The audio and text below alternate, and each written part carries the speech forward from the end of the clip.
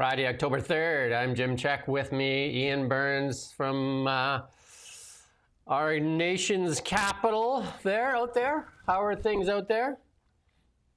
Very sunny, actually. It's a beautiful fall day.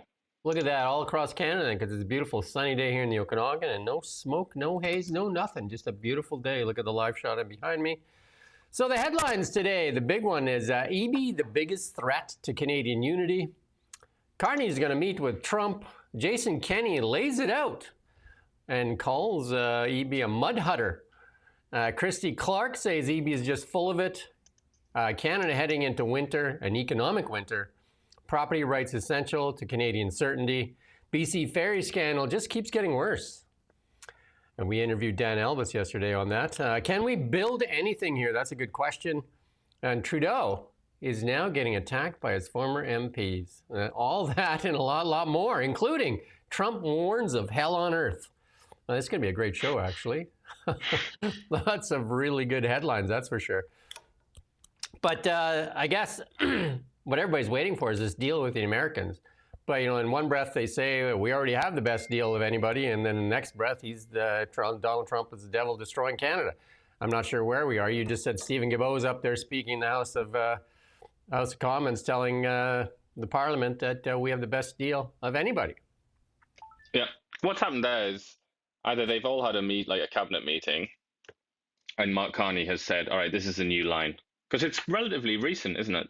That catchphrase that we have the best deal of any country in the world with the United States, which is obviously wrong because there's Mexico as well, so it's not quite the same thing. But anyway, and also as David Eby said, you know, countries like Russia have better access to the American market for wood, for lumber. But I mean, that's neither here nor there. But yeah, obviously that's happened. That's happened. Either Carney has said in a meeting do that, or one of his little media urchins has sent out the notice to every single minister saying, if you get asked a question, or probably MP, if you get asked a question about America, about the trade deal, just say this: 95% of goods covered under CUSMA, and it's the best deal anybody has. Like, it's quite. You do have to ask the question though: why did they change their tune on that? Especially I mean, it's a very dramatic sort of U-turn, isn't it? Especially 2 days ago when Donald Trump announced new tariffs and that, including on softwood, which they said would end the forest industry here in Canada, and on furniture and cabinets and a bunch of other things like that. So that's what I mean. You need kind of like a program to keep up. I don't know who gets the program guide. But again, it's Mark Carney is going to Washington, and he's going to be there once again. He is going to meet with Donald Trump in Washington. And they're going to talk about shared priorities in this new economic and security relationship between Canada and the U.S. Meanwhile, one of Carney's ministers, Dominic LeBlanc, said that he's lost the illusion that he can predict when we may get an agreement with the United States. I mean, he was also questioned, Dominic LeBlanc, on all the concessions we've made. And he said, they're not concessions, they're part of negotiations. I'm just like, well, we've given up a lot of things and got almost zero back in return, other than a new tariff here and a new tariff there. And it's just almost like an old McDonald's song, right? With a quack, quack here and a quack, quack there. It's like a new tariff here and a new tariff there. But see, yeah, you're right to talk about concessions, because we've made serious concessions already. Counter tariffs basically all removed. Digital services tax binned. We were told for ages that was like a must-have. That was an essential tool for justice and fairness, and it was about global $3 billion equity and all sorts of nonsense like that. Into our coffers too. $3 billion a year into our coffers. Yeah, I mean, and then there's also the language, which obviously we know that Donald Trump cares a lot about that, about the language used, and his ambassador said this many times. All of a sudden, other than the odd slip up from Champagne or Guilbeault or some fool like that, but by and large, the language has been toned right down, and there's no insults anymore to the US, or you know, they've moved on from that. So in terms of concessions, huge, yeah. And not only have we not got anything back, we've actually got worse treatment than we had when we were insulting them and when we had tariffs on them. So it's kind of Trump. In the last couple of days, he also brought up the 51st state thing. He was actually talking 51st state again when he said that Canada wants to join the Golden Dome. He said, I don't know why they want to join. They can't afford it, so they might as well just become the 51st state. Yeah. and get it for free, he says, not quite understanding what the arrangement would be there. But yeah, goodness knows what's going on. What I'd be very interested to know is what was going on when we were told a few months ago by Carney, by all of his senior ministers, and also out of the US. We were told that it was like imminent. I Mm-hmm. mean, maybe many people have forgotten that, but we were told it's like, yeah, it's just around the corner. It's going to happen. I mean, even Carney, By he July put these silly 21st. July deadlines. 21st, I Yeah, think. July 21st. he did two deadlines, didn't he? Two, Yeah. in retrospect, a very foolish thing for him to have done. But Yeah. obviously, the only reason he would have done that is because he was really confident. So I mean, we'll figure it out, or we'll learn later. I hope we don't have to wait for like the memoirs or something like that. But we'll learn soon enough, fingers crossed, what that was about. But I do know that for sure, dairy supply management is on the table as it always is, and they are always upset about it. The Americans and the Europeans and the British and everybody else that we do business with, they're always so upset about this because they say this is like it's like a closed economy. It's like what they used to do in the Soviet Union. It's like you can't do this and expect to sign a trade deal, a free trade deal with another country. It infuriates these countries, chief among them the United States. And yet we heard it was sometime this week, I can't remember which day, we had a big minister, a big senior minister come out and say there's absolutely no way that supply management is on the table. It's not even near these discussions. So, I mean, you probably wouldn't, it wouldn't be a bad idea if you're putting a bet on it to say that's what the obstacle is.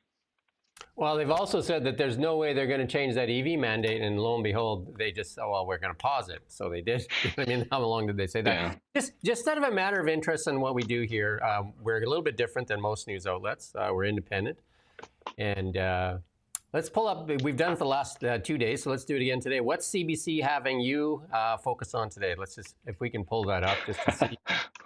See, because like the 2 days ago, they were just, it was like 5 stories on Trump being the devil. And then yesterday was Danielle Smith was the devil, and we're just about to talk to Danielle Smith. So what are we doing? Sex torters targeting young boys online. Lots of sextortion. We've got a climber that died in Yosemite, That's good. an No, American, I think. right? And then Carney.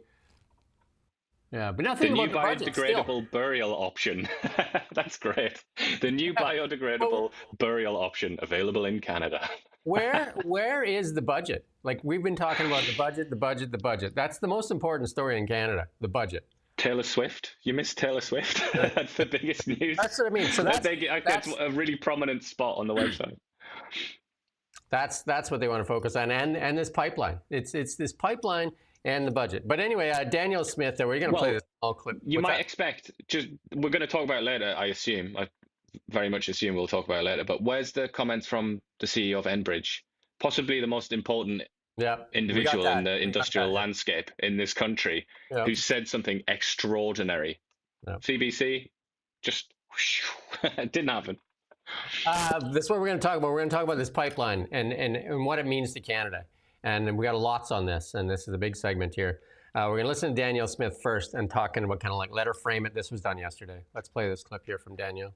We've come together here today because Canada stands at a critical crossroads. Beneath our feet here in Alberta, we stand on oil reserves valued at over $9 trillion. What stands before us right now is a once-in-a-generation opportunity to unlock our wealth of resources and become a world-leading energy superpower. And that's why we are announcing that the Government of Alberta will be the proponent of an oil pipeline to the Northwest BC coast.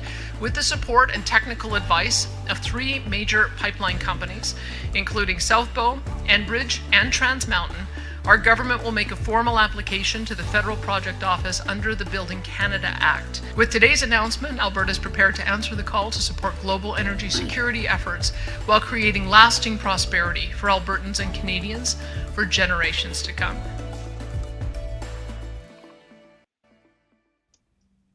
Pierre Poilievre's got to be careful. She does any more of these kind of these fancy clips like that where she walks in slow motion. There's a lot of people calling for her to be the next Prime Minister of Canada.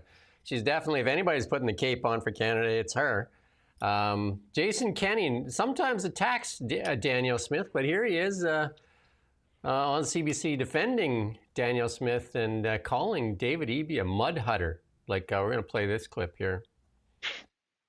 the exports of the entire Canadian lumber industry, and that doesn't even include the huge multi-billion-dollar investments in upstream development. Right. Okay. You don't tweet often, but when you do, you tweet at length, and you did that today. You did make this lumber point, but you also said David Eby is objectively a much bigger threat to Confederation and to the rule of law than Alberta separatists. You talked about the law being clear, as we learned with TMX, but you talk about a conversation I guess you had with the late John Horgan, where you said that his party, he told you, included a mud hut wing of green extremists, which I took to include Eby, and you called the Premier of British Columbia an ideological zealot who's not on Team Canada. That's a lot, Jason Kenney. I mean, but why go there? I mean, what does that do to this? Well, I was watching Eby pretending to be part of Team Canada, be Captain Canada, the guy who's given the Chinese shipyard this subsidized by the Chinese government and the People's Liberation Army, these shipping jobs. He found himself in a convenience store in Tokyo when the first ministers were meeting about creating one Canadian economy, knocking down trade barriers. And now he's standing in the way of the single largest potential project to create wealth and diversify exports that is on offer in the Canadian economy when he has absolutely no legal or constitutional authority to do so. He is a lawyer, but he is performatively acting like a demagogue right now. He knows that the Constitution, Section 9210 of the 1867 Constitution Act, gives the federal government exclusive authority over interprovincial infrastructure, including pipelines, as reaffirmed unanimously by both the BC Appeals Court and the Supreme Court of Canada quite recently. And so the reason I say he's a bigger threat, I don't think the Alberta separatists, the hardcore separatists, are actually a serious threat. I think they're a very small minority. But this is a BC Premier using his office to violate and threaten the Constitution and to say to patriotic Albertans and Saskatchewan residents that he's going to try to use his political authority against the clear letter of the Constitution to block provinces from exporting what they produce, which is undermining the entire premise of Confederation as an economic union. Well, Mud Hutter. Sounds like a forbidden slur of some kind, that, doesn't it? Quite a strange term. But yeah, it's I mean, we should say Eby, because obviously I assume that Cochrane said what I'm about to say now, but Eby has said that, contrary to what Kenney's claiming there, that this isn't even a project at all. Also, Adrian Dix gave an interview yesterday, very funny interview, where he said, this project isn't even a project. It's like, well, if it isn't a project, why are you calling it a project? But anyway, they would say, this is not a real project. It's not going to happen. It's like, it's fake. It's not real. Whereas, look at our glorious LNG and wind turbine projects. This is the future. And, you know, we've heard that a lot, haven't we, lately? But just to get his his perspective on the record there. That's what he would say in response to that. I think one of the things Danielle Smith said in her little promo video there, which was a good promo video with the slow-mo and everything. That's what we got to get on this show, a little slow-mo, right? $9 trillion it's in the ground right now, $9 trillion. And I think, I don't know how you spin the windmill thing up, but I don't think it's going to spin anywhere near $9 trillion in value for Canadians. Might cost that much. My God, there you go. But yeah, it's he makes an interesting point, doesn't he, about Eby being a threat to you know, Confederation. It's obvious. It's not just Eby though. Eby's hardly the sort of wellspring of this kind of thing, is he? He's just a tool, really, being used by other people. Bear in mind, he's being attacked from the other side. He's not just being attacked from the Alberta pro-natural resources people. He's being attacked from Greens and his own sort of left-wing environmentalists in his own party, who are upset with him about LNG. And, you know, I mean, hard to believe, but there are people that are still really, really allergic to LNG. They really actively despise it and think that it's going to, you know, destroy the world and all the rest of it. So he's kind of trying, it's a balancing act for him, isn't it? He's trying to keep them on side. And I think part of his strategy is to say, okay, no oil. I draw the line at oil. And also just some Alberta bashing.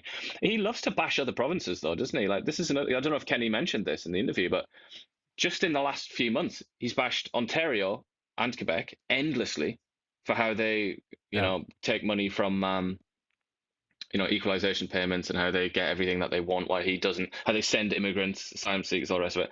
Alberta just bashes Alberta every day, doesn't he? And then Relentlessly. the Maritimes constantly going on about the Maritimes, how they get more money for their ferries and things like that. It's like, he's playing a dangerous game. And he's the kind of guy that likes to stand up behind a podium and put on his serious voice and his serious face, serious droopy face, and say things like, this is dangerous. This is dangerous, and I don't like this talk. And it's kind of, you're doing the exact same thing. And if anything, I hear more from him attacking other provinces than I do from Danielle Smith. So, he needs to give his head a shake. Yeah. I'm thinking that Mud Hutter thing might stick. We got one person here that likes it, so I don't know. Scott Moe coming out and standing behind Alberta. I mean, those two they swing in lockstep for sure. Saskatchewan stands with Alberta as they take steps to build the new West Coast pipeline.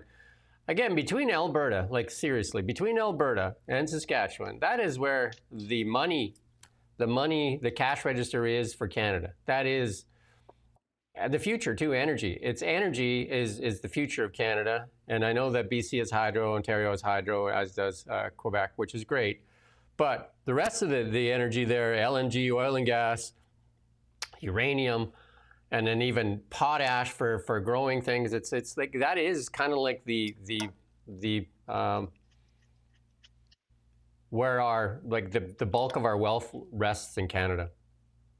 Landlocked. It's also an attitude thing as well, isn't it? Both of those provinces have the attitude that they should get things done, and they do get things done, to be honest. Yeah, I mean, you just have to say it. Once upon a time, Ontario, BC, all the rest of it, they did get things done.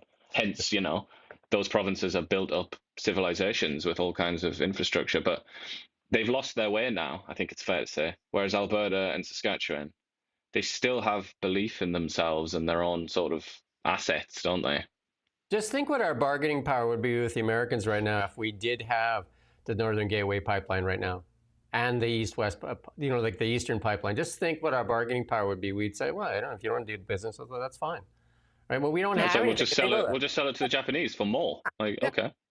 And we wouldn't have a discount on Western Canadian Select. Like go take a look at Western Canadian Select. We used to do it on the show all the time. Western Canadian Select sells at a discount to West Texas Intermediate because we all one customer, and that one customer says, this is what we're willing to pay.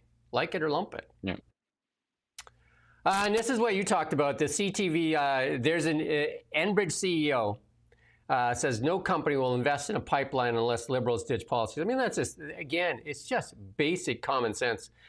I mean, if you don't have certainty, why would you invest? Because it's billions and billions of dollars, right? So the tanker ban and then the no pipeline ban, all those things are in the way of investing. And then if you look at what tech, that's now going to be taken over, where they walked away from the Frontier project there in Fort Mac after spending over $1 billion.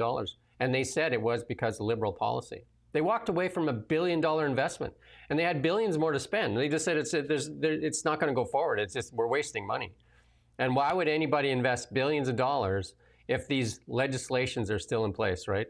And that's what they're saying. These are some of the most powerful companies in Canada that are still left in Canada.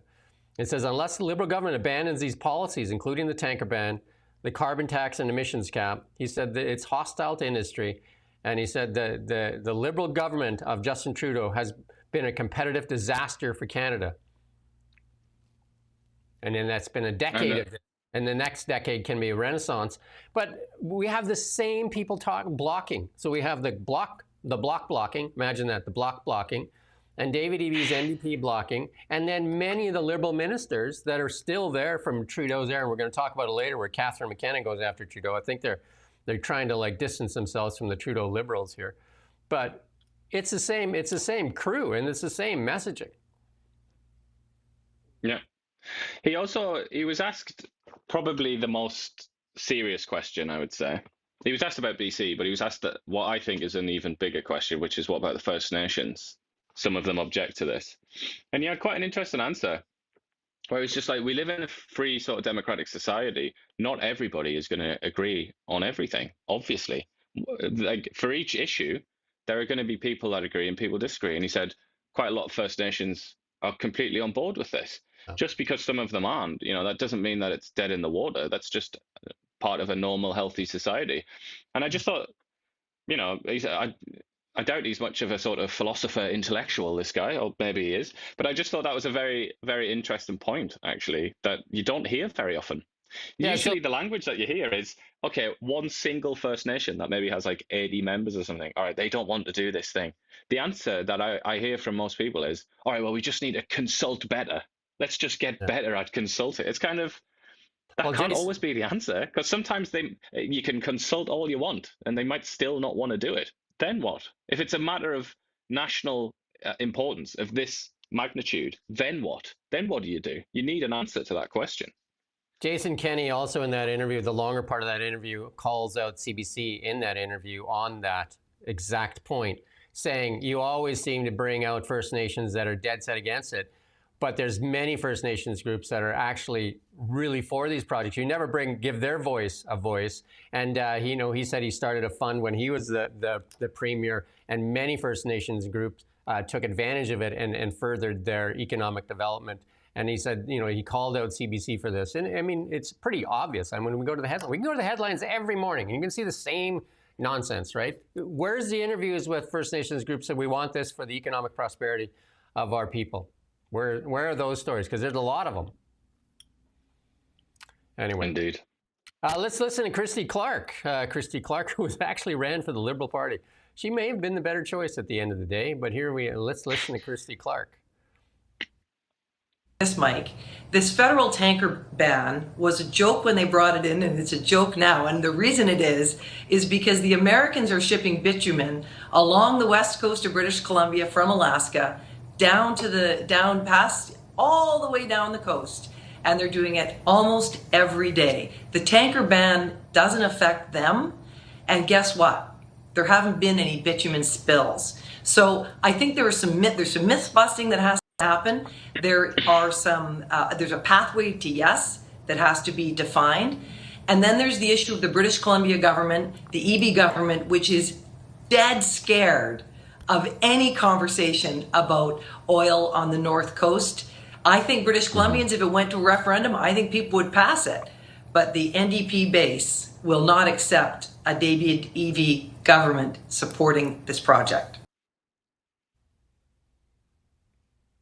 The Americans can sail by and wave, right, as they go by and just say, hey, you know what I mean? Well, it's just it's the absurdity of a lot of these more extreme climate regulations.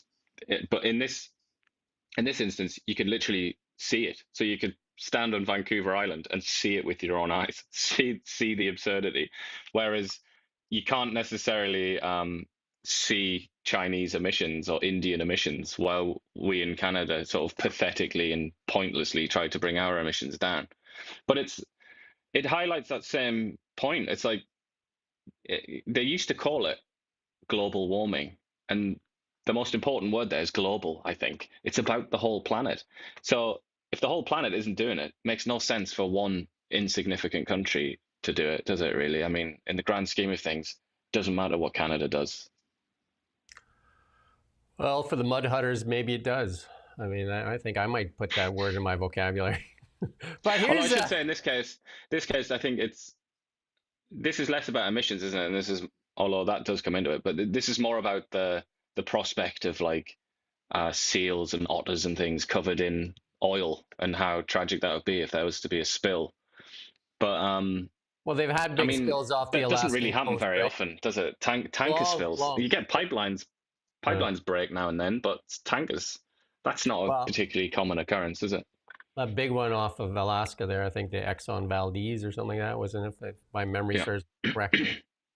And but I mean, it's been a long time ago, and obviously they've put in these false hulls and all that stuff to kind of help that as well. But that's the cost of civilization, unfortunately. Like, we have really cool things like cars and airplanes and so on, but the cost of that, there are quite a few costs, but one of the main costs is, it might crash. Like, the car might crash, the plane might crash. It does happen now and then. But just because that happens doesn't mean you shouldn't have nice things. I mean, for God's sake. Here's Tim Hodgson celebrating a win for Canada. Look at the win, though. If we take a look at the win, we're going to just be super surprised that this is the win. Abundant natural resources, competitive tax incentives, and a regulatory regime that inspires certainty. Canada has it all. And welcome to Canada. And this is, guess what? A carbon capture. They should rename carbon capture to subsidy capture, or taxpayers' money capture, because that is going to be the main source of their revenue, isn't it? But this is what it says. The startup is moving to Canada for better incentives and a more stable regulatory environment. Because in the U.S., they're not going to get the subsidies anymore from the Trump administration. So where are they coming? To Canada. And who's probably likely involved in this? You take a guess. Who's involved in carbon capture? Which company comes to mind that has a lot of its... that excellent formerly Canadian company that our Prime Minister decided to move to New York. Is it that one? This is like mini windmills, or what is that? I'm sure that will replace the $9 trillion that's in the ground in Alberta. I'm sure. This startup, too. This is, again, here you have Trump standing at the podium when he's got, the guys from Google and Oracle and Apple standing next to him talking about making trillion-dollar investments in the United States. And here it is, Tim Hodgson celebrating a startup is moving to Canada for corporate welfare. You can read it that way if you want to be a cynic in there. Startup moving to Canada for better corporate welfare and left-wing lunatic regulatory environment. Right? But at the end of the day, you can say, at the end of the day, it just comes down to money, doesn't it? And people obviously, if there's somebody offering to just give you money, you just, without any real conditions, you're going to go there, aren't you? It doesn't matter who you are. But the sad thing is, the companies that make money, that actually sell things, produce things, they're not really coming to Canada in droves, are they? But listen to this, Instead, though. we get somebody with their hat, putting their hat out right away and asking for more. Listen to this. Build Canada strong. We're going to invest in Canadian companies. And here's the first announcement here. It's an American company coming to Canada for corporate welfare. You can't even make this stuff up. To capture carbon as well, and in the process make absolutely no difference whatsoever to the amount of CO2 in the atmosphere. Just nothing. Just won't move the dial. But in the process, some people are going to get extravagantly wealthy, just gloriously rich from this futile enterprise. Again, rather interesting. Let's test the slogan to this. For the benefit of the few, the expense of the many. Does that fit? For the benefit of the few, the expense of the many. How does that fit? Does that fit there? Sounds pretty decent to me, yeah. I did an interview with Joseph Barbudu on the economic long wave, and he says Canada is about to enter an economic winter. The video is done really well on YouTube. I advise you to go watch it. So he says that we're heading into a winter here, and it's a lot of it having to do with our real estate, our decoupling from the U.S. economy, and a whole bunch of things, and then what may happen to our Canadian dollar and how to prepare for this economic winter as well. Because, if winter comes, winter's coming as well, but if winter comes for the economy, how do you prepare for that? And I think that's what a lot of people are starting to ask.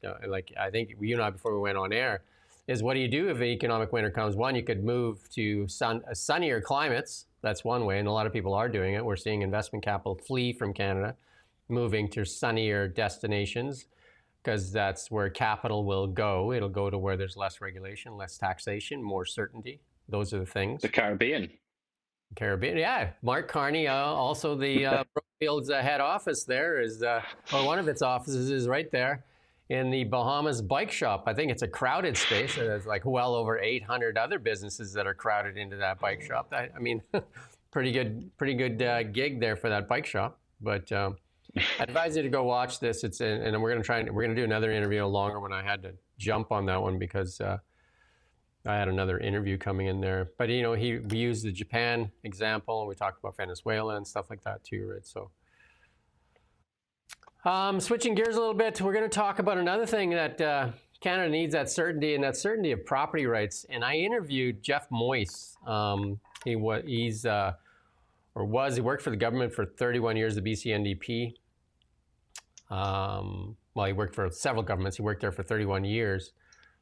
And he said that the BC NDP chose not to defend fee simple property, and they refused to use it for ideological reasons. And this is where we're at, where the government of British Columbia court awarded the property rights to the Cowichan tribe. It's about 800 acres that was awarded to the Cowichan Nation.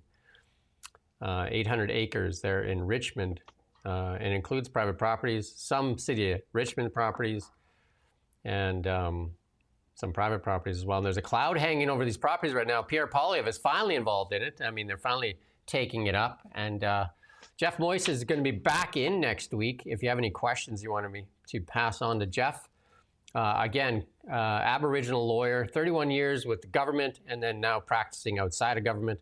But he's got a lot of knowledge, and that I'd advise you to go watch that video too, because he gave a really good education as to what's going on, what it all means. So he really breaks it down very, very well. And these are the consequences of cowardice. Sometimes cowards think, or people that do something cowardly, they think that it doesn't matter so much, that they can get away with it. In the case of this, Aboriginal land rights, or whatever you want to call it, there's been cowardice in this country for decades. Just abject spinelessness, just totally pathetic cowardice, and a fear of saying anything about this, really. Just, the most shameful behavior. And top of the list there has to be the likes of David Eby and the BC NDP, which has allowed this to happen. But it is a big deal, I think, to see Pierre Poilievre do this, because he is often a coward, even though he presents himself as the bravest man in the saloon. He's often very, very spineless, actually, and has been the last couple of days when he's been asked about the ostrich farm. And he's just so scared, such a frightened little schoolgirl, that he won't say whether he thinks the ostriches should live or not. He's just avoids the question. But here he is. He's done something to his credit now. He's done something brave and bold and quite daring, actually, as a Canadian politician. And he's come out and stated the obvious. But, the fact that he's kind of alone, at least at a federal level, in doing that, tells you everything that you need to know about the political environment in this country. It's just an example of where cowardice turns toxic, basically, and can ultimately undo the whole country if you allow it. Yeah, Jeff Moyse, his thing is that the BC NDP chose, and they were told when he was with the government, not to argue extinguishment. And extinguishment on lands that have been sold by the Crown, because all land is sold by the Crown, to individuals. So once that's sold, there should be no more challenge to title, because it calls into question the actual premise of Canada. If Canada can't sell land to people, then who owns the land? And it's collecting taxes from you and everything. So if the courts can decide that Canada didn't have the right to sell that land to somebody else, he said EB's government chose not to argue extinguishment. They made that ideological choice, and he said this has to go to the Supreme Court, because this is so foundational to the premise of Canada. And this is talking really about important. people leaving Canada earlier on due to the economic window. I mean, if people had the option, how many people would stay in a country where they don't know if the house that they own is even theirs? I mean, for God's sake, that's what's going on in these countries that we have massive amounts of pity for, like Venezuela, where all that's been undermined.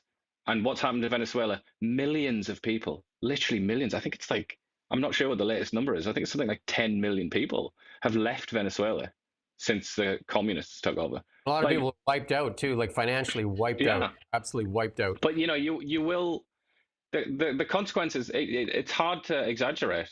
It would indeed be the end of Canada in that scenario.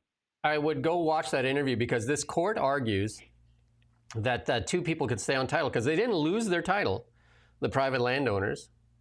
At least not now. There's a bit of a stay on it, but I mean, it's impossible to sell. If you were to try and sell that land, say if you actually own that land, who would buy it? Yeah. Have to It's be a something, isn't it like joint at the minute? Joint title corners or something? It's like, There's a pause on it. I'd advise you to go watch the interview. It's a very good interview, and Jeff is back in. He said he's got some updates for us, and he's back in next week. So I don't have my calendar in front of me. What day Jeff's in? Let me see if I can find it real quick here. We got Macklin in on Monday. He switched, and then we got John Carpe in on Tuesday. Constitutional Lord. Then we have Jeff on at 10:30 on Wednesday. So there you go. Mark your calendar. 10:30 on Wednesday. And then yeah, it'll be good to watch. And then this is a thing here. Like this is from Jagrup Brar saying big news for BC Mine. The Asia Pacific report shows investments in Canada critical minerals from the Indo-Pacific has surged 5x since 2020, and BC is at the forefront. Critical minerals investment between Canada and Indo-Pacific. The Indo-Pacific is Australia. But look at this map here. Let's put this map up here. And there's just one project here. And the other thing that should call into question here, they saw Indo-Pacific. This is Australia. Where's Canadian miners these days? Why aren't they here? Let's look at it. It's Australia, Australia, Australia, Australia, Australia, Australia, Australia, right? good time to be an Aussie. You know what I mean? And it's there's the Newcrest mine, $8.8 million copper gold mine there, and then it's potash in Saskatchewan. Again, potash is huge. Uranium in Saskatchewan. I mean, Saskatchewan is this hotbed of just mines and uranium, and they got some oil and gas as well. And then obviously, Ontario has lots of mines, including the whole Timmins camp and all that kind of stuff. And Quebec, really big in mining as well. Quebec gets lots of mines. And, there's even some stuff out there in Foisy Bay. But Canada, where's all the Canadian miners is the better question, right? Where's Canadians investing? And now we're going to lose Teck as a Canadian company as well. It's going to get swallowed up by an American company there. Yeah. I'm interested in... Alberta's not on here. Quite surprised. I guess, is that because Alberta, they have their own companies, maybe? This is just critical minerals. They do have quite a bit of mining in Alberta, though, as well, don't they? But I wonder if they're just domestic, whereas this is just about the Aussies, isn't it? Yeah, but what mines are in Alberta? Coal. Coal. Yeah, coal. I think haven't they got gold as well? You'd have to tell me where. I don't remember, but I have to ask Mr. ChatGPT. Yeah, but I guess it's because they're domestic, because obviously Alberta is like HQ for that kind of thing, isn't it? Yeah, Alberta's got lots of forestry, and it's Anglo-American that's buying tech too. And then so they're exploring lithium, nickel, and cobalt. I mean, that would be quite glorious, wouldn't it, for Alberta? Because that they would get that right away. They wouldn't mess around. Yeah, the number one virtue signaler in Canada, Anita Nan, she's got something to share with us. Let's listen in on Anita. Mr. Speaker, I thank the honourable member for her question. Last week at the United Nations, I reiterated Canada's commitment to multilateralism. At a time when countries are retreating towards protectionism, Canada will not retreat. We will continue to be a leader on the world stage. We will strengthen our defence and security. We will strengthen our economic resilience, and we will enhance our commitment to core values. Mr. Speaker, with these three pillars of Canada's foreign policy, we will build Canada strong. Hear, hear. I have no idea with pride. How anything she said there builds Canada strong. We're leading in multilateralism. What does that even mean? We should have played the clip after when she was clapping like a seal there at the UN when Mark Carney recognized Palestine. Yeah, she gets a bit too excited, doesn't she? Like, she started to veer close to the cliff edge there, didn't she? Like, enhance. It's like, I don't even understand what she said though. Like, what does that mean? We're leading in multilateralism. What does that mean? It just means America sucks, basically. If you want me to translate it for you in the simplest possible way, it just because The only country on the planet that can do unilateralism really is America. China can do a little bit of it, but really it's just America. So multilateralism is all of the small fish ganging up on the big fish, basically. Good one. She likes that. All the big fish does is say, like, if you're going to side over there, then you're done over here. And that's it for the little fish, right? Yeah. We've and you're seen not that going to get over... our dome. Yeah. We had Dan Elbis in yesterday, the MLA here for Okanagan West. He was in here yesterday. We were talking about the ferry thing. We're going to play a small clip from him. This is at the commission, though. We're going to play this clip. One of the things I do know is frustrating to your members is that C-SPAN actually funded economic studies and presented them to BC Ferries in 2023.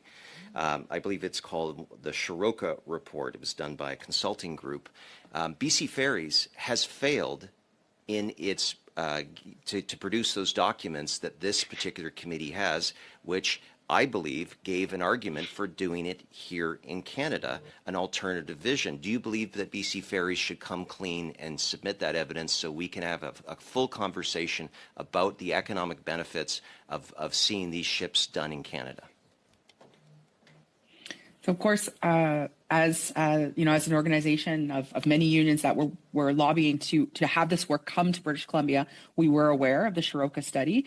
A lot of the economic benefit analysis in terms of job creation, in terms of how taxes would flow back into the community, all of that came from that report, and we've read it. I was surprised that it wasn't disclosed. Oh, so you believe, though, that the BC Ferries has an obligation to this committee and to the public to submit those documents?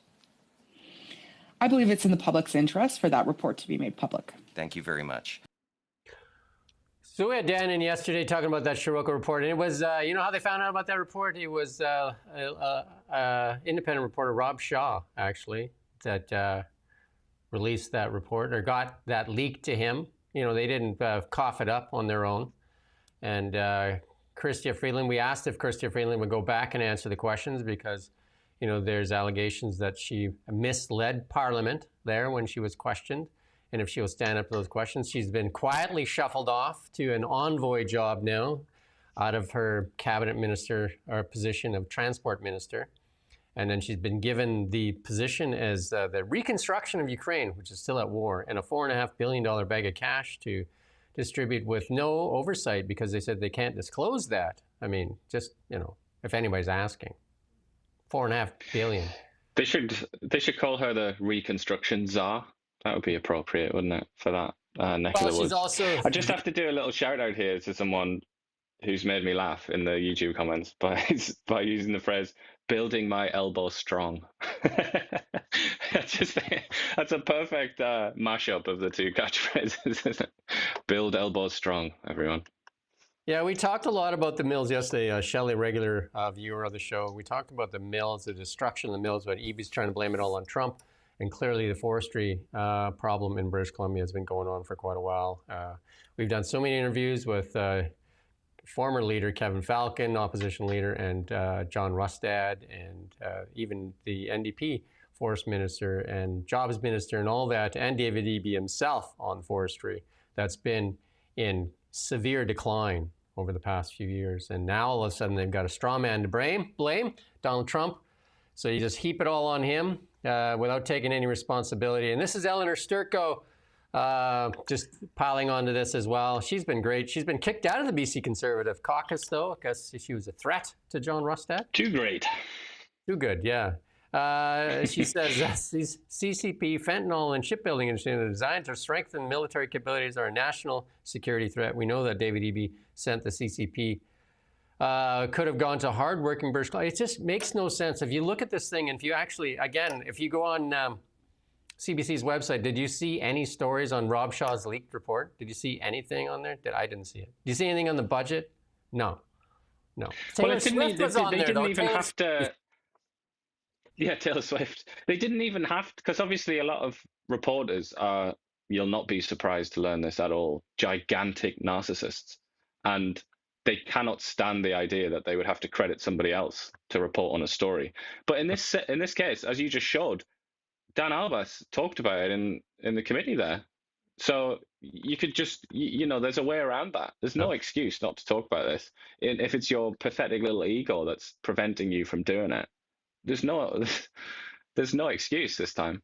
But I would say, like, I asked Dan Albas when we interviewed him. I don't know if we're going to talk about that interview, but when we interviewed him yesterday, I asked him what would happen, because he and his party now want to kill this deal completely. They just want to kill the loan, kill the deal, and choose a Canadian manufacturer instead. But I asked him what would happen, and I think that might be the answer. When people keep saying, "Why? What on earth's going on here? Like, why don't they just kill it?"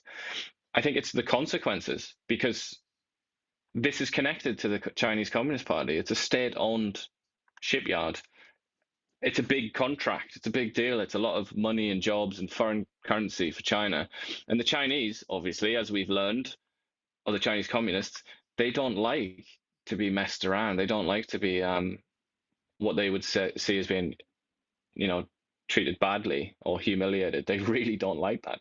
So I imagine that that's probably the primary concern, that people like David, not so much David Eby's kind of small time in this, but Mark Carney, the man who really could kill this, he's probably thinking, do I really want to get the Chinese to, get very angry over this? Like, it's not worth it. We'll just ride it out. And then, again, the Liberals stand at the podium talking about, we brought this up with Dan Albas, they talk at the podium, build Canada strong, Canadian jobs, use of Canadian steel, use of Canadian aluminum, build Canada strong. And here it is again, Stephen Fuhr, a local MLA as well here, that unseated Tracy Gray here in Kelowna, talking about building submarines. Let's listen to what Stephen Fuhr has to say about subs. This at speed, right? So we can't for subs are a great example. We don't build submarines in Canada. We could, it would just take way too long. So we've looked elsewhere. So I'm going to parlay that into how much Canada can be involved economically with in-service support and some other deals on a G2G level. With regard to the U.S., there's some systems that we will probably just have to buy from the U.S. Again, we're not abandoning that relationship. It's going to change, and we're going to amortize or diversify ourselves in ways that meet the moment. And that's not having all our eggs in one basket, whether it be the U.S. or anybody else. There's your friend in the background there, Jenna Suds. Yeah, she's got herself a parliamentary secretary job. She used to be a minister, but I guess she's happy just to be there. But again, here's our chance to use Canadian steel, use Canadian aluminum. You build Canada strong, use jobs, and what did he say? We can't. When? Like, well, he said we can, but it would take too long. And I think that's the most interesting thing there, is he's admitting what we all kind of know, which is like, it's a question of will. And that also applies to the ferries. That applies to everything. We could do it, but we have other priorities, basically. So we've had these old diesel subs for what? Forever and a day. We bought 2 of them from a UK garage sale, right? That they lit on fire, and that's got to be like 40 years ago. So all of a sudden, we need to get these subs built in such a time that I could even buy in if you said we're gonna order one now. We're gonna order one now from another country because we need it immediately, but we're gonna start building 3 of our own. That I could even buy. Mm-hmm. But this, we can't build it. But we need to. What are we supposed to do with Canadian steel aluminum if we can't sell it to the Americans? Yeah, I don't know. God knows. Make cans. Make cans. We can have as many cans as we need. And the subs we're going to make, they're going to be diesel subs again. Like, the American warships are all nuclear powered. Like, they can stay at sea forever. Like the USS Gerald Ford, the aircraft carrier. Like, go ChatGPT, go look. You could see what that thing is. It's basically a city in the ocean that can stay at sail for, I don't know, months and months and months. And I don't think you have to recharge it or whatever, or refuel it for like years and years. It's a nuclear powered aircraft carrier. But anyway, that's all the rage, isn't it? And that is for independence. It's so that they can operate completely independently. But you know what? Which you kind of need for things like submarines and aircraft carriers. Yeah, so it's Stephen Fuhr, somebody corrected me, he's an MP. Well, he was. Yeah, he's an MP. There you go. What did you say? I know someone said I called him an MLA. I know you called Dan Albers an MLA, didn't you, yesterday? A little demotion for Dan Albers. There you go. Maybe we're hoping to get some. Anyway. And part of Mark Carney's plan is to actually incorporate the Coast Guard into the military. Remember when they were starting to count the ships into the military there, and then they counted all the lifeboats and these kind of things were counted into our military arsenal. But now the union representing the Coast Guard says we never signed up for combat, so we don't want to become militarized. And that's from the Union of Canadian Transport Employees. They told MPs that they had no warning to Cabinet's decision to transfer control of the Coast Guard from the Fisheries Department to the Department of National Defense. We also know that the Coast Guard can't even hand out fishing fines. They have to actually get someone from Fisheries to hand out. Right? So they don't have a lot of power. It's quite reasonable, I would say, from this union. It's quite a reasonable objection. Here's your gun. They're just like, what? What's going on here? And that's your boat, Here's though, your right? harpoon. There's your boat, and there's the USS Gerald Ford out there. You go and deal with it. Because even if we did get a nuclear ship, battleship, or aircraft carrier in Canada, it wouldn't be able to port in Vancouver or in BC coastline. Not allowed to have any nuclear-powered ships on the coast of Vancouver. So I don't know what he's supposed to do. So when they come. When the war starts, we'd say, well, you know what, we don't allow Chinese nuclear warships near our coastline. So just so you know, right? And Russians, like, you can't come here. It's just like that. Canada's full of contradictions, isn't it? Just the very idea of Canada, but also the sort of the legal bread and butter, what makes Canada what it is. It's just full of these weak points, so many Achilles heels, and then, because it's all based on contradictions, and that's one where it's like, everybody knows this, and yet it just kind of is allowed to go along. But at some point, you have to answer questions like that. Yeah, and they said they want to transfer its $2.4 billion annual budget into NATO so they can count it as military spending. That's the premise of it. But they said the Coast Guard is not in prime shape. The first and perhaps greatest concern is we must rise is the chronic underfunding. For decades, the Coast Guard has stretched far too thin. Too few vessels, too little modern equipment, and too few trained hands to crew them. And recruitment and retention are serious problems. Again, Canada has some of the biggest coastline. I think it might have the largest coastline, maybe next to Russia, like exposed coastlines. And we were talking about the Pacific Ocean, the Arctic Ocean, and the Atlantic Ocean. And then, Polyev sometimes says we have 4 coastlines, and you could call the Great Lakes a coastline as well, because half of the Great Lakes are into the American waterways. And that's that would be a Coast Guard would be working in there as well. So 4 coastlines to protect, or 4 bodies of water. And, we have an underfunded, again, we said this about the Canadian military, underfunded, undertrained, under-equipped. And in this case, it's actually probably fair to say that this is legit and this is fine. But, as an avid listener to CBC News on the radio, every single day is somebody representing some industry, some department, some whatever it is, basically begging for money. And they say the exact same thing. It's like, oh, we're not going to be able to deliver our services because we're so chronically underfunded. It's just like everybody says that. It's a barrage of these beggars that come to Ottawa all the time and say, please, please, please, please, please. And it's kind of like people like the Coast Guard, who have been, I think, completely genuine here, and it's an accurate description. They just kind of one voice among thousands. What I would advise the Coast Guard to do is plant a couple of trees on the boat and call it a carbon capture vessel, and then apply for some grants. Or maybe put a wind turbine on the back of the boat and power it with wind. Yeah, so it's facing all kinds of challenges, recruiting, retaining qualified people. And again, if you look at our Canadian military, we talked about it, they're almost at minimum wage, their starting salary, right? They're, pretty close to minimum wage, the starting salary for a Canadian military. For somebody that we're asking to go kill strangers, right? Put your life on the line and then you go kill these strangers.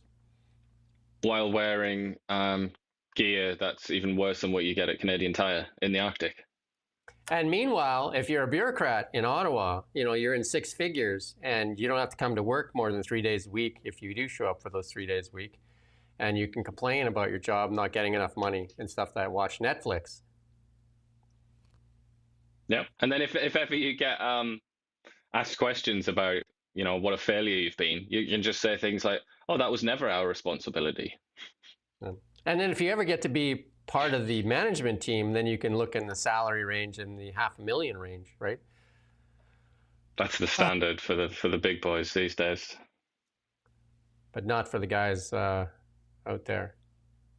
The government is trying to blame the trade war for these horrendous numbers, but it doesn't pass the sniff test.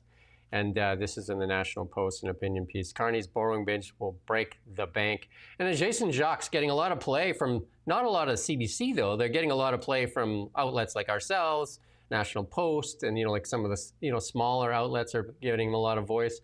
And it's on CPAC and that, but like, again, just for giggles, I'm sure this is up there. The CBC, I'm sure that Jason Jacques has made the, can you go there just real quick and see if Jason Jacques has made the headline yet there? He's going to try. Just because, it's such an important story, but obviously, is it up there yet? I'm not seeing it myself. I just hit the reload button there. No. Yeah, I mean, you mentioned the National Post. National Post, generally speaking, is aligned with the Conservative Party. CBC is aligned with the Liberal Party. So National Post reports on it, CBC doesn't. We are aligned with nobody, so we can chat a lot. We can chat about anything. And this is Vincent Neil Ho asking some questions. If Canadians can't afford rent on groceries, but here's what Liberals think you can do with our tax dollars: $75,000 for tax complexity for German children's books, $20,000 for situated apathy. This is just a couple of examples. I mean, there's tons. We've covered off tons of them. Go ahead and play this small clip here. I'm seeing here there's a research project for the text complexity of German children's books for $75,000. I just want to see, how does that give value for taxpayers in Canada when we're facing a inflation crisis, a cost of living crisis, a border crisis, money that could be redirected to? How do we explain to Canadian taxpayers that is money well spent? Well, as you said, it's public money, it's taxpayer money, and within Canada, there are diversity of viewpoints, a variety of interests. And as a federal agency, we look to fund those German interests. children's books. Madam I Chair? mean, shouldn't the German government study this? Why are we studying this? How does that help Canadians? It would be a great idea to bring the researcher here and ask the researcher those questions. The researchers are in the University of Calgary. Yeah. Both of them. So they're Canadians. So why are we studying? Or they're based in Canada rather. Why are we studying this? Why does that provide?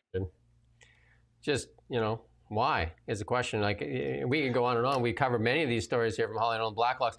$497,000 to administer the dental program, not for providing benefits, to administer the program. 497 million. I didn't say 497 million, right? Million, $500 million to administer the program, and then they set aside $50 million for the vaccine adverse effects. $36 million went to the administration of the program, to software and that. $64 million. Buybacks, another one, $750 million. Just a cool. Oh right, yeah. 3/4 of a guns. billy. No guns, right? Yeah, And, no guns. That's the important part. I honestly think, though, I wish that he'd gone in more on the other one than the German one. I mean, that is absurd, isn't it? The German one. That's why he did it. But the other one is much funnier. Situated apathy, the politics of post-colonial climate apathy. I mean, that is just guaranteed. Like, maybe there's some sense to the German one. Like, maybe it's something to do with speech, like linguistics or something. It might possibly theoretically have a use. But this one, the politics of post-colonial climate apathy, I can tell you right now for free that there's nothing of any value contained within that. if you go back a few episodes, how about the almost $1 million to the anti-hate network to spread hate? Don't say that, mate. They'll defame you. Yeah, they'll sue you. Oh, I guess, yeah. So they're for the anti-hate network that spreads love, I guess, right? They just target groups. Yeah, they really hate hate. They despise hatred, and they're just out there constantly looking whenever they see it. And you knew this was coming, because as they try to distance themselves from the past, they have to find a target. And here's Catherine McKenna targeting our old friend, the Fool of the Day. He has actually made it into the Hall of Fame for Fool of the Day. Oh yeah, big time. And she's saying the feminist, on quotation marks, Justin Trudeau, the prime minister, was aloof and just didn't seem interested in the ministers, the caucus members beside his own childhood friends of Dominic LeBlanc and Mark Miller. He was preachy and talked down to people.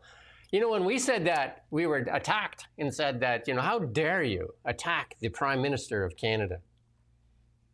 How dare you attack him? Mark Miller, though, he's very much, they're so clearly cut from the same cloth, aren't they? Trudeau and Miller. Except Mark Miller has zero charisma and is also quite irritable and unpleasant, whereas Justin Trudeau is capable of being quite charming at times, dare I say. But Dominic LeBlanc, he was his babysitter, wasn't he? Dominic LeBlanc babysat Justin Trudeau at one point, I believe. But I find that a strange trio. I have to say, Dominic LeBlanc, I'm going to say it, I think he's quite a likable dude. He seems like a normal, likable man. Like I could imagine having a laugh with him. He's the odd one out there, I think, and I just find that strange. I just thought I would highlight that. What are you doing, LeBlanc? What are you doing with those guys? And then also she goes on to say that he was preachy, talked down to people, and he never stopped talking about it, never stopped the virtue signaling. It made it sound like we were there to fill a quota. Well, Catherine... Christine, sorry to break it to you, Catherine. You're right. That's the whole point.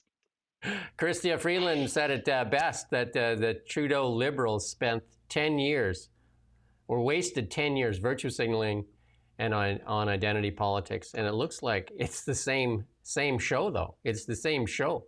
The guy that was in the background, the front. We say something like 50% of all our MPs will be women. Yeah. Is that a quarter or not? I mean, what do you think is going to happen when you do that? Yeah, and this other thing, when Tim Hodgson, one of the serious guys, comes out and tells us, you know, he's celebrating the victory of a carbon capture startup moving to Canada to put its hand in the corporate welfare jar of the Canadian taxpayer, an American company coming to Canada for carbon capture and putting its hand in the Canadian taxpayer cookie jar that's empty, by the way. To be fair, we laugh. We laugh at the fact that they've generously agreed to come and take our money, take our government subsidies. But what's really funny is, so did Honda, and so did a few other companies that were given a massive subsidies, and they didn't even stay around. Like, it wasn't even good enough. Free money wasn't even good enough for them. So maybe this will happen with this American company. It's just like, nah, it's just not acceptable. Well, we had a local company here that took $10 million in subsidies, and the first sign of Trump bailed, took the $10 million, and that was highlighted by, we've interviewed him a few times, Chase Barber, that he's running, what's that, I think company he's called? He's not Tesla or something, like stealing Tesla's ideas. Edison Motors, stealing Tesla's ideas.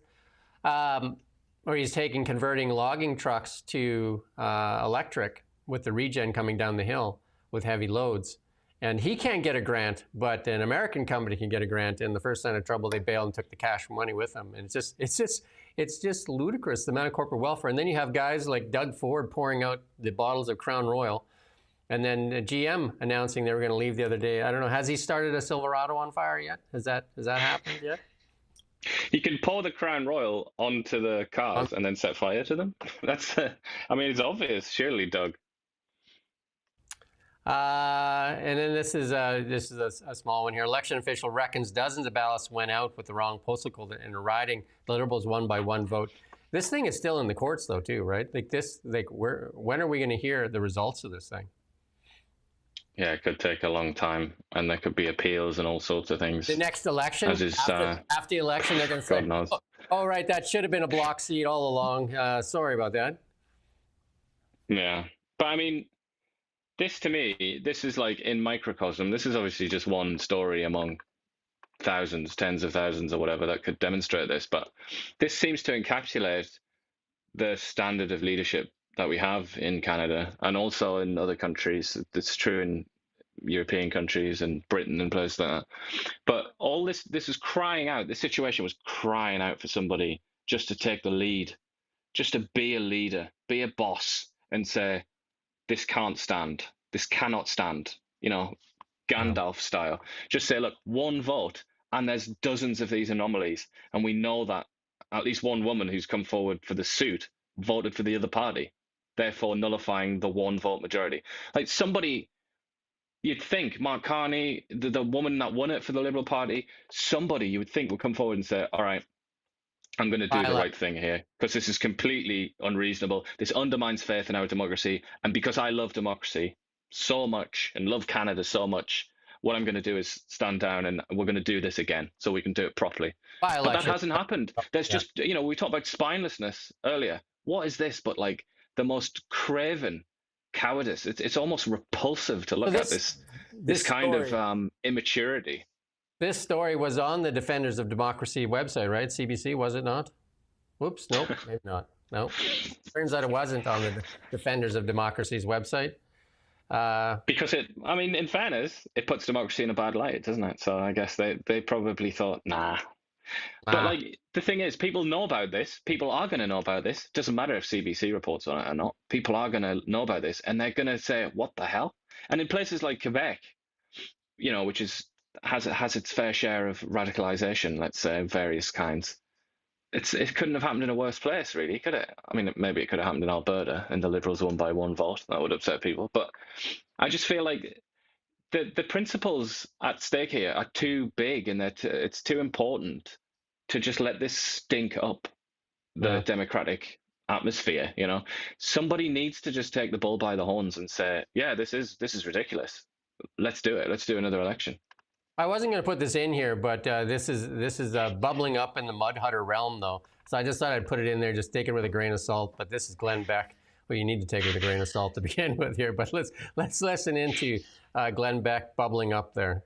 The State Department had a meeting, a second high-level meeting in Washington, I think on Monday, and our administration is eager to recognize Alberta as an independent state or country. Can you give me any insight on what is happening on this side of the border, and what does that mean with our relationship with the nut job parts of Canada? Well, sure I can. I received a briefing from that delegation yesterday. I think the Trump administration is very concerned about what's happening in Canada. My understanding from the meetings that have occurred that the Trump administration officials have indicated that the U.S. would recognize a vote by the people of Alberta to become independent. So that's very important.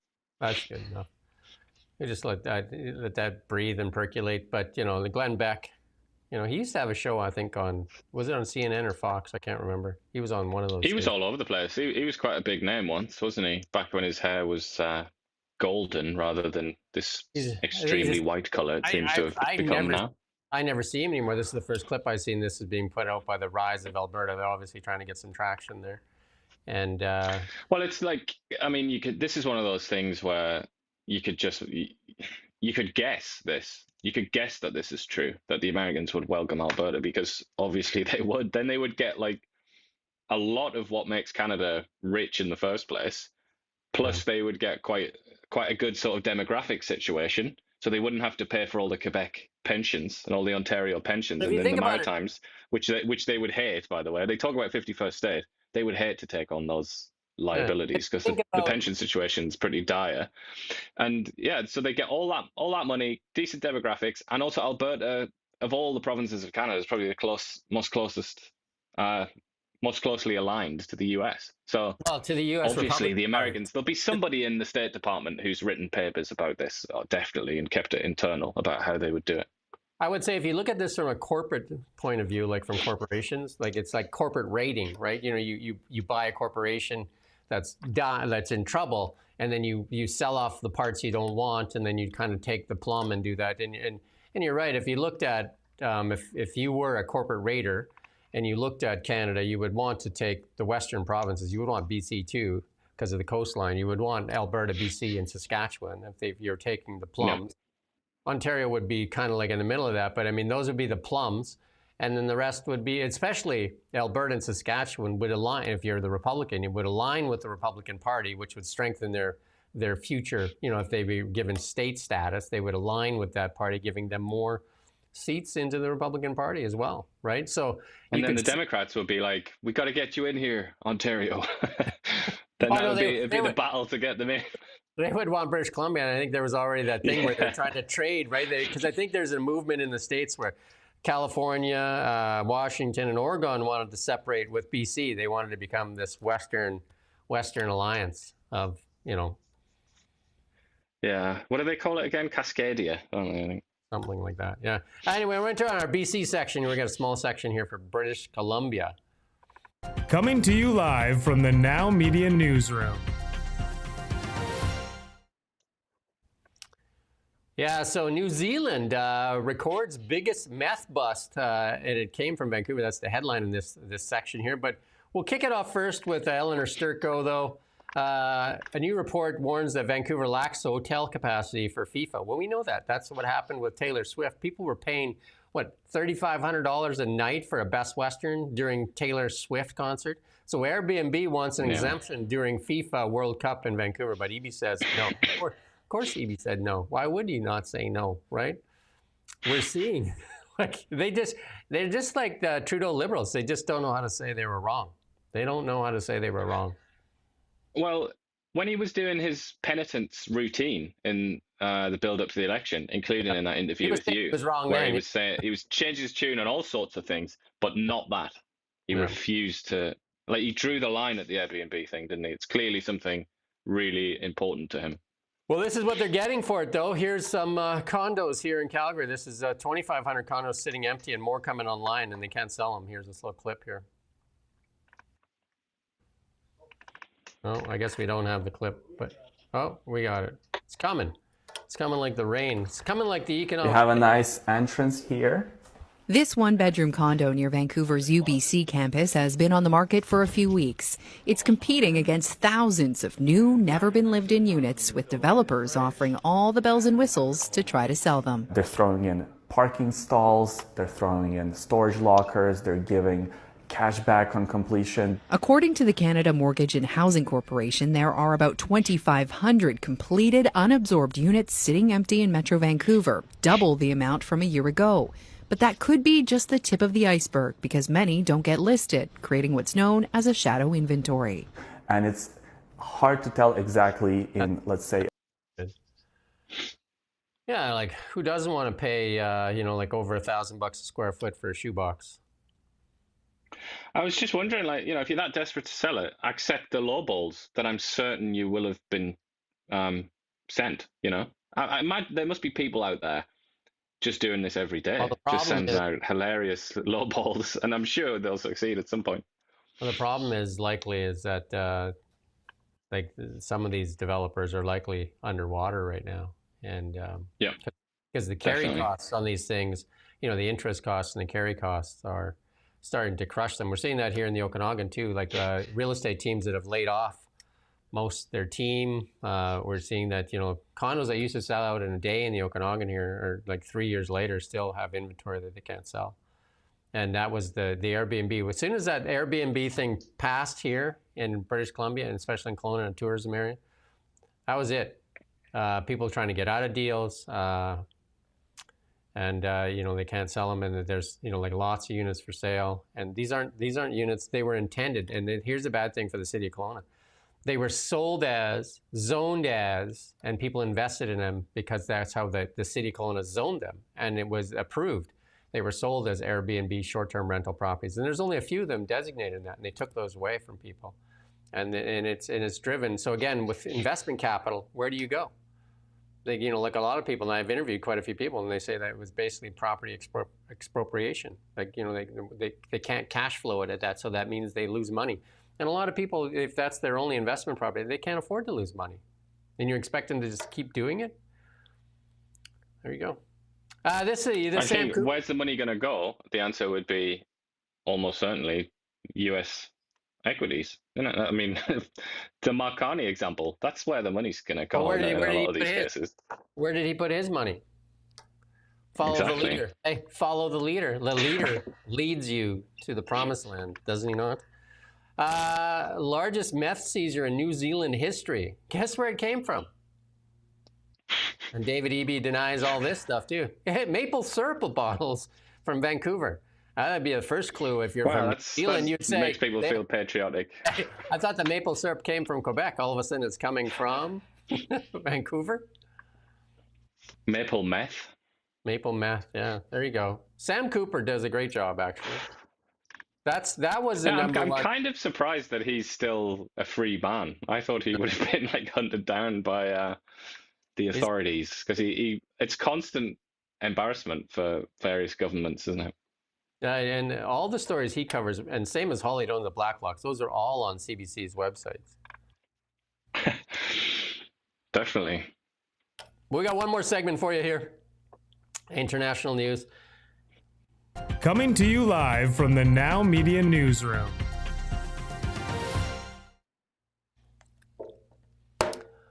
Trump warns of hell on earth, and he threatens Hamas with all hell if he doesn't agree by peace by Sunday.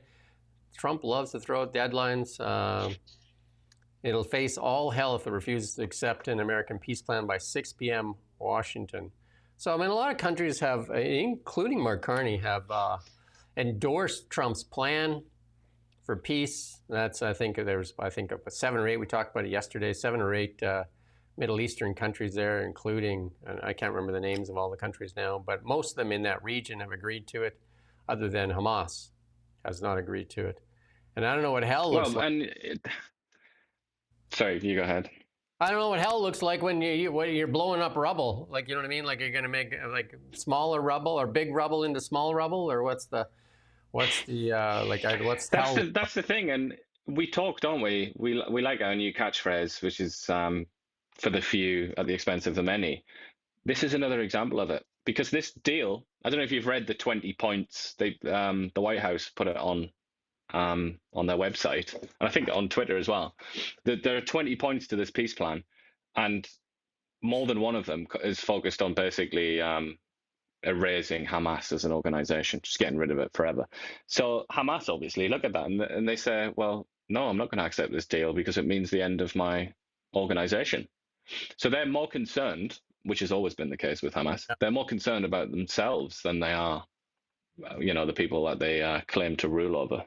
And then they're apparently, or allegedly, they have absconded billions of dollars and made themselves very wealthy.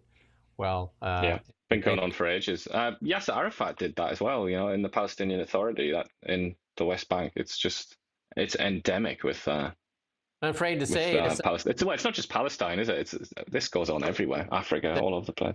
I think Nina Nan there has sent over 400 million. I'm sure that's made it into the hands of the people. Well, I guess Hamas are the people, in a way. They are people. They're humans. So that's what she can say. Here's this thing. The government is shut down in the United States of America right now, and the Democrats blaming the Republicans blaming the Democrats, and this all comes down to Republicans accusing the Democrats of wanting to give benefits to illegal aliens, and the Democrats denying it vehemently, saying that's not true. Elizabeth Warren yesterday, holy cow, she was just like, she did the finger thing too, the pointing thing. That's not true. Anyway, so let's listen to this clip. This is on Fox. I really like this young man here, this reporter. I haven't heard anybody in my party saying that illegal immigrants should get access to the health insurance marketplace. I'm so glad you said that. Actually, I have some tape of your Democratic Party members saying this on the debate stage. So they've all said it. Let's play the clip. A lot of you have been talking tonight about these government health care plans that you've proposed in one form or another. This is a show of hands question, and hold them up for a moment so people can see. Raise your hand if your government plan would provide coverage for undocumented immigrants. Okay. Senator, that's literally every member of your party, from moderate to more progressive, that have said that in the past. She doesn't like that. Did you see Sleepy Joe in the middle? He was one of the last guys to raise his hand. Sleepy Joe, just like, or what are we doing? Okay, guys. Yeah. Is there ice cream? I think that era, 2016, 2015, 2016 to 2024, let's say, that era is just going to keep on coming back to bite the Democrats on their behinds, isn't it? Because back then that made sense, or they thought it made sense. That was kind of like going with the flow. And that's certainly not the case now, is it? And there's so many, on all the issues you like, you can just go through the list of them where they were on what is now considered to be, generally speaking, the wrong side. And these videos, like Fox News probably just has a little a room full of these videos where they just get ready to play them to embarrass the modern Democrats. And I believe that's Lawrence Jones there, right? And he just like laid the trap. He laid the trap, and he says, "Oh, we do have a clip for you right here." And she has made that wincy face. Did you see that face she made right there? Because it's very hard to argue against. I'm sure she has some kind of argument that she can put forward, saying something like, "All right, we're not doing that now," though, or whatever it is. But the fact is, that is such a devastating video for that point, isn't it? It's such a clear-cut issue where they all just put their hands up. It's kind of like it couldn't be worse for them. I think we should put that meme in here. When Anita Nan was at the UN there, when she was clapping like a seal, we should put that in there whenever we see those applause things, because everybody in the audience applauded it too. I mean, it's clear what they wanted, but the voter didn't want that. I mean, that was one of the things he ran against, right? That was one of the things that the American people did not want. I mean, because the taxpayers being bled, and the taxpayers being bled here in Canada as well. Like, I mean, we showed the clip there where we're giving money to just nonsensical things where Canadians can't afford to buy meat, can't afford to put fuel in their tank, can't afford a lot of things, right? And remember what But we can't afford PhD theses on post-colonial apathy, post-colonial climate apathy. But we remember what Justin Trudeau, we should have that clip at the ready all the time, where he said, "I know it's hard to pay your rent. I know it's hard to buy groceries, but there's much more important things than you surviving." But I gotta leave now. I've got a flight to Tofino, and my caviar is getting hot. Me and Mark Miller are going to go do something later today. The Eiffel Tower closed as nationwide strikes held across France. So, you know, France trying out that austerity badge as well. Macron not doing well with that either. They say it's austerity, honestly. Have a look at the French. The French pensions. There was a study came out a couple of weeks ago which showed that French pensioners earn more money than working age French people. I mean, it's just, and then what Macron's been trying to do for so long, ever since he became president, he's been trying to increase the retirement age, tiny tinsy bit, and it's just like the whole of France just explodes in fury when that happens. It's kind of ludicrous to call that austerity, but nonetheless, for having said that, I do quite respect the Frenchies for that, because they really stand up for their privileges. Or some of them do, anyway. Yeah, for giggles, I went to CTV News to see what they had there, if they had the budget, if they were covering the budget or the oil pipeline and that. But no, they got, it's not even worth going there. They got Hegseth on there. There you go. You got Hegseth on there. Obviously, he needs to be on there. Loblaw's closing second of these ultra discount no-name stores. And, just in Ontario, that, I think, isn't it? Most Canadians are overweight. You know, and a lot of people say it overweight. They finally got around to that one that we did yesterday. Most Canadians, they would say, "Oh, I see Canadians are overweight. They must be getting enough food." Well, no, it's because they're eating cheaper food. The cheaper food is the food that's bad for you, like the high sugar foods are what that you don't want to eat. It's the whole foods and stuff. The meat, like beef, is just absolutely crazy, right?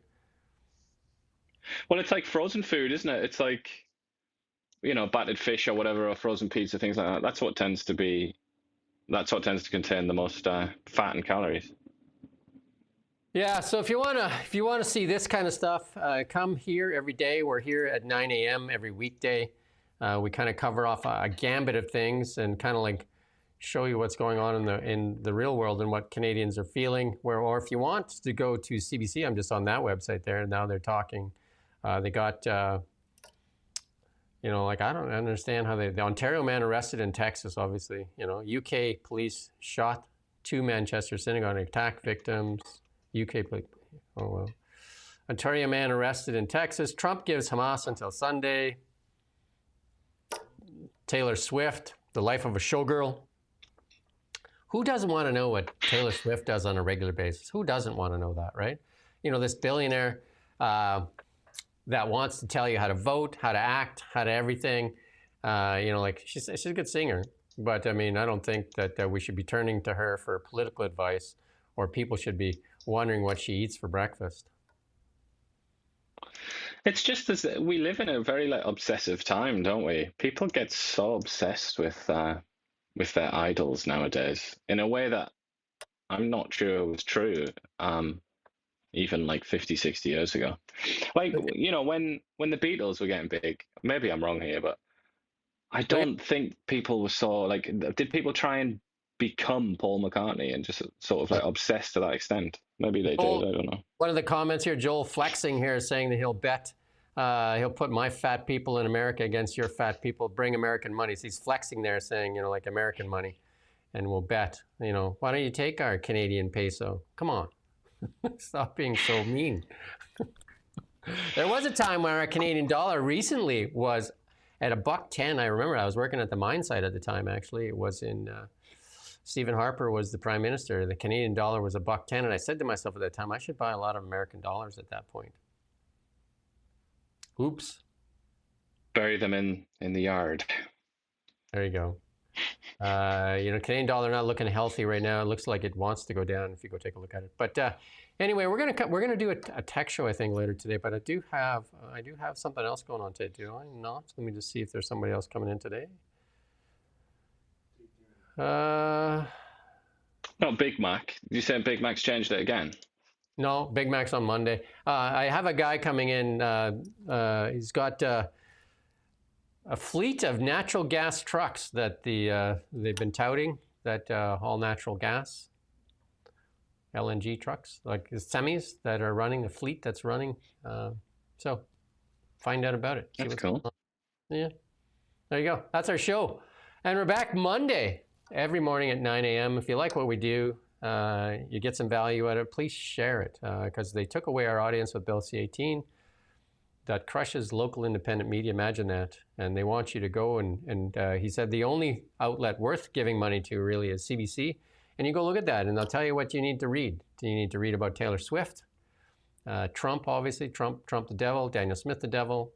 Don't worry about the economy. Yeah. Just, don't worry, or the budget. Trump or something. Trump.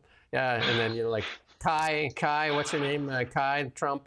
The little girl, the little golfer there, she took some pictures in front of the White House there selling her golf gear. And, that seems to be like a big issue. But hey, Taylor Swift, what'd she have for breakfast? But Kai Trump, little devil, right? Because she's trying to flog some golf gear, right? Poor Kai.